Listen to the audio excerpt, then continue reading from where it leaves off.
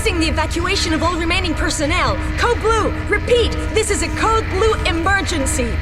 You better believe it's a Code Blue, but it isn't the Twilight Zone and it isn't the X-Files. No, this is Daymare 1998. Starting life as a homage to Capcom's seminal Resident Evil series, taking arguably the best in two, Invasion Studios, as they are now known, was intent on creating Resident Evil 2 better than the 1998 PS1 original. But Capcom had the same plan. After a rough game of rock, paper, scissors, Capcom won and moved ahead with its remake, which I covered earlier this year. Invasion kept the year in the title and added Daymare to become Daymare 1998, which I'll kick off with saying it's a bad name. Is it as bad as NX Gamer? Maybe not, but still bad. Hades Gate has a better and more in keeping with the Italian team and the Dario Argento vibes I get from time to time. Biohazard was simply not an option. There's something down below. It looks like a huge submarine with markings that resemble biohazard symbols, and could the flag really be Japanese? Now launching on PC this year, or at least last month, and on consoles next year, it is a love letter to those survival horror games from the Saturn and Sony heyday. Slow controls, complicated inventory systems, combining items, no herbs mind this time, evil genius constructed puzzles that make absolutely no logical sense to exist, even an old typewriter and swapping in things out magically through underground tunnels, and also allow you to save at these points once you reach them. Before this, autosaves are the order of the day, and it's mixed success. You will notice many points of reference overall, such as the Code Veronica style drop security boxes. Please deposit any metallic items you have in the security box. The plot, acting and hamminess is equally fitting of a Resident title, or indeed an 80s Italian dubbed horror that helped inspire those homages itself. That bastard's got an outstanding account with me, and I came to collect... No, I'm afraid not. You simply don't have the authority to make that decision. Now you listen to me. I ain't gonna tell you again. Open the goddamn door! Alright, just put the goddamn cheese down. You start as a Hades agent sent into a secret base to retrieve the samples of a test gone wrong.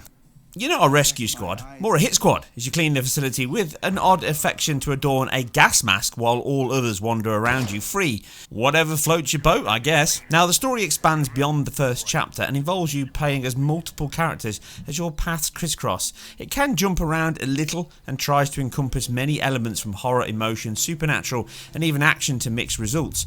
Many of the core progression is told through pre-rendered cinematics, which improve on the post effects and character animation at least. They all still run under Unreal Engine 4 that powers the game itself and also the team's early remake work. The quality here is okay but not great, with some artifacts present from compression, but it's hardly a big issue. The acting and voice work is fitting of the quality of its muse, and it's right on the money for that cheesy B-grade straight to video vibe, and that's a good thing. Do not expect Oscar nominations here, and it makes obvious nods to the time and real events to add a touch of realistic nostalgia and grounding within history. Incredible fight I ever saw. We just grabbed the guy, bit his ear off, and spit it on the mat. How often does that happen? During a boxing match? Never. Although you are a well-armed soldier, the team gave you an uphill battle by dropping you off with a single cartridge for each weapon and then OSP the rest. Enemies are low at first, with them waiting around till you get their lights on, then you get to use them quick. From here on you have to run dash method far more than you may think, and headshots are required, but they are no means one and done here. Increasing the difficulty is the sheer resilience of the rotting residents. They may be past their best, but they take a licking and keep on ticking. It would not be a mutant outbreak without some bigger enemies, and like the 28 days fast-paced plebs, these are also as fast as an attack with many rounds needed to put them down. You need to be adept at using the space and natural objects to block them, buying you some time. Now this is a nice tactical element, but it can equally cause frustration at times.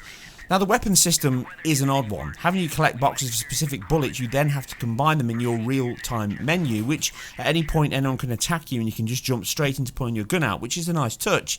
But from here you can swap cartridges, or in urgent scenarios do a fast swap by clicking the button, and this drops the empty cartridge, but be sure to pick it up when you're done.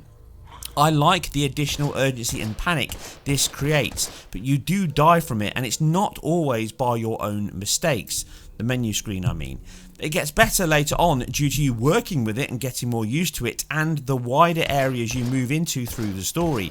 Puzzles are very fitting, and aside one crazy Greek keyboard one which had me returning to my history books, they always quickly resolve themselves if you're used to the Resi style. Audio is a key area for these titles, and here the small 10-man deep internal team, or woman, with some external support deliver solid ear-caressing delights. Creepy monster sounds, buzzing electrics, thudding gunshots, reverberated noise aplenty add atmosphere in these gloomy settings you find yourself in.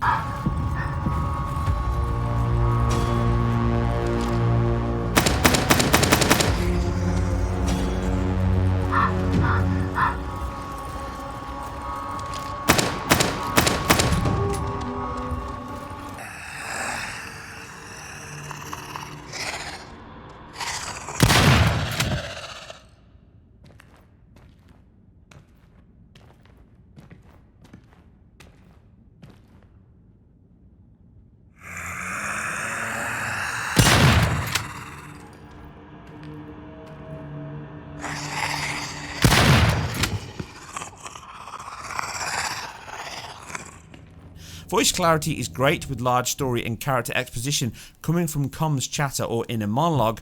There's obvious errors here and later changes I suspect by the team, as one of the characters has two voices during gameplay and then in cinematics, which had me scratching my head at first.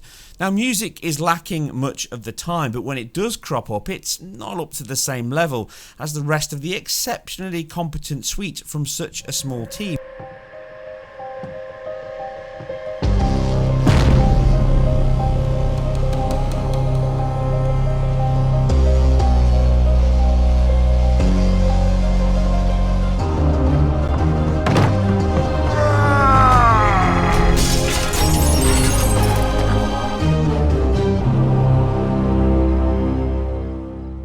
I just gotta find the fucker who did this to you.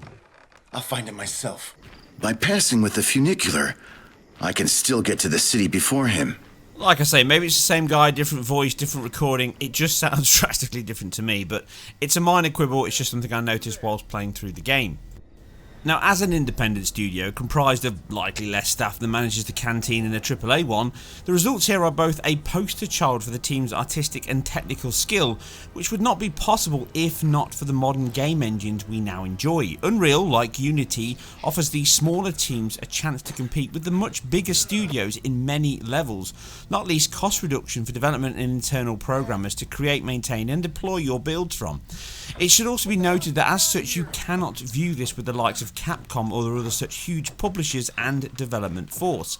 Now, this is not to say the game is bad, more that it highlights the extra effort and polish these bigger titles enjoy.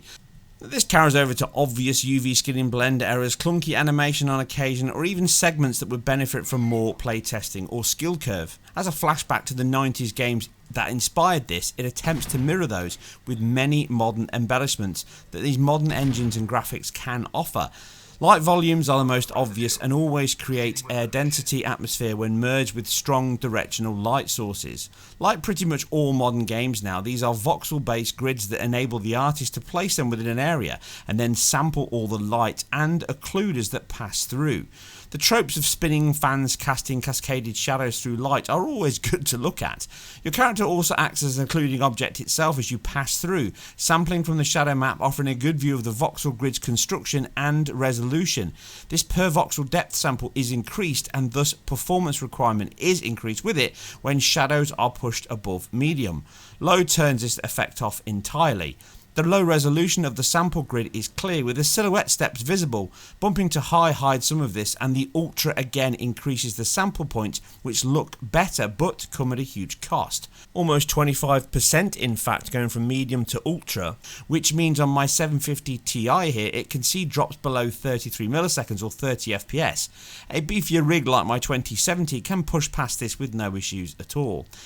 Shadows are the most expensive option in the graphics menu, with your torch emitting an area light that again samples shadows of objects. Now, this is limited to active objects, and you can occasionally pick out a zombie that will move into an active state via this. The quality and resolution with soft penumbra edges really looks good, and I'm a sucker for good shadows anyway, but just be aware of the cost they come at on lower end rigs. SSR is another effect that works well on the specular reflective surfaces, abundant in the title, from hospital walls, marble floors or just pools of water. This adds to your torch bounce and material qualities overall, which follow PBR methods and are more or less successful across them. Character facings and skins are the most obvious low points, but again the team size and scope are always relevant. In addition to this, the planar-like proxy capsule method we saw in Gears 5 from the very same Unreal Engine 4 points to a similar engine option here, complete with the same emissive texture on top, which gives a faux face reflection of your character in the relevant murky reflective surface that are perpendicular to the floor or exceeding that point. Now, in this race for ray trace reflections, which will only push on more, I think we'll see much more of these type of effects over the coming years. A technique expanded on that I covered way back with my Order 1886 analysis, which used it successfully within the brass and steel world of its settings. The solution works, and it adds a further credence of grounding your character in the environment, merged with the great lighting placement to enable light to sample colour, shadows and material interaction. It presents a solid looking game. Completing the suite though of all these effects is a good level of per object motion blur, which, although it could use more samples to merge with the TAA, as some minor dithering can appear, is hardly the worst we've ever seen. Texture and materials are impressive for the budget, with some excellent zombie models complete with dismemberment system. There's always a satisfying touch for these types of games, as my multiple plays of Resident Evil 2 Remake attested to. Taking off heads, legs, arms can not only add to the gore levels, but it also targets the fact that it's a tactical element to focus your shots on weaker areas, buying you some time to run or just take them out with a shotgun blast. The texture setting can cause some judder at times again when new objects are called in and streamed into VRAM when you spin the camera around, and obviously things are called in and out of the frustum range, but this is not an issue on bigger cards. Again, my 750 Ti's 2GB VRAM is starting to show its age here, so cutting this back to high or medium can resolve much of these issues. And this brings us nicely onto the performance. The PC options are limited, but with the choice you have here below 1080p and up to 4K on the 2070 or 5700 like cards is a choice, with 60 FPS being easy on my 2070 Zen 2 CPU and the 750 Ti and FX 8350 still fighting the good fight, but a locked 60 even at 900p medium is not fully possible here. I played most at around high 1080, as on a PC monitor at the close level on a desk, that sub-native looks a bit too mushy. On bigger rigs you can go all the way up to 144 FPS, which is excellent. Running it at 120 FPS at 1440p on my 4K screen is very nice and certainly helps the aiming, which you need to tweak, as the left stick is a little higher level of input sensitivity than the right, I found. I had acclimatized to this over time, but again the mouse and keyboard is an excellent choice and feels very good for aiming and combat, but I do prefer to play these types of games in a chair with a pad. Now, both options offer good levels of control, and you will spend an age in and out of that inventory system, so get used to it. The biggest signs this is a much smaller team stem from the reuse of assets, the rigs and the lower quality animation. Faces are limited levels of bone rigging and expressions can be stifled. Again, not bad, but beware that this is stiff movement can give a chuckle at times when it may not be intended. As a target for the Resident Evil tone, it kills it. The story is dark, moody, and equally cheesy as anything Capcom have delivered. Where it falls down is the difficulty curve can be frustrating, boss battles unfairly stacked against you, and some further feedback on certain sections would help, as the challenge can be very strong from the first chapter and then feel much easier into the second and third. The use of multiple characters also seems to be at odds with the original ideas in my mind. Note my comment about the voice-over earlier. This and the mixture of action, horror, ghosts and such can dilute the focus on each part of the story, which again is only hampered more by a pretty wooden acting, but this is all likely an intended element. The premise, tone and visual quality on offer works very well. Some minor niggles and issues aside, it delivers a competent and effective horror game that feels at times closer to the Evil Within 2 than Resident Evil 2, even down to those supernatural touches.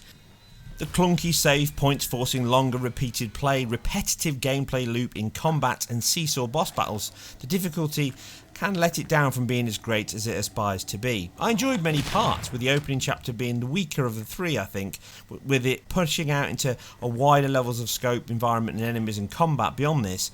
But once past this level the game improves massively, not least because the difficulty level is more balanced after one. You have to set your expectation though. £22 or around $30 or euro. It's a good level of value and quality for what you get and offers a perfect Halloween treat. No naked teenagers in the woods or kitchen knife wielding master assassins here. Instead, a competent zombie action come horror fest that has some great ideas and touches, ultimately let down by minor technical gameplay and delivery hiccups. A fun but flawed horror game and a great start for an Italian team I'm eager to see more from. The planned fixed camera option that I believe is still in the works for a later release will be a great incentive to do this all over again in true 90s vibe. Anyway, as always, I'm independent. I hope you enjoyed this. If you did, like, subscribe and all the good stuff. I'll catch you in the next Halloween Filled Fun Fest.